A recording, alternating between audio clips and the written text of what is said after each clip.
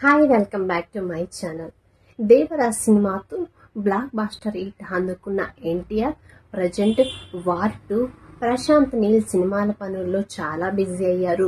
Devara director Koratala Shiva కూడా short gap తీసుకొని sequel work start చేశారు. పార్ట్ 2ను నెవర్ బిఫోర్ రేంజ్ లో ప్రజెంట్ చేసేందుకు వర్క్ చేస్తున్నారు. దేవరా సినిమాతో సోలోగా పాన్ ఇండియా బ్లాక్ బాస్టర్ అందుకున్నాడు ఎన్టీఆర్. 2 భాగాలుగా ప్లాన్ చేసిన ఈ సినిమాలో తొలి భాగం ఘన విజయం సాధించడంతో సీక్వెల్ మీద భారీ అంచనాలు ఏర్పడ్డాయి. అందుకే స్క్రిప్ట్ నుంచి మేకింగ్ వరకు ప్రతి విషయంలోనూ పార్ట్ కోసం స్పెషల్ కేర్ తీసుకుంటున్నారు.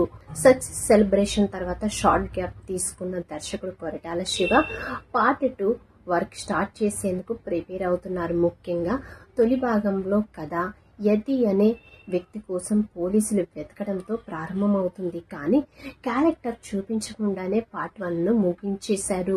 ఈ సీక్వెల్ లో యతి క్యారెక్టర్ కే కీలకంగా కనిపించనుంది. ఈ రోల్లో కనిపించబోయే నటుడి కోసం సర్చింగ్ మొదలు పెట్టారు మేకర్స్. దేవరా సినిమాలో కీలక పాత్రలో నటించిన తారక్ పొన్నప్ప ఈ విషయాన్ని రివీల్ చేశారు.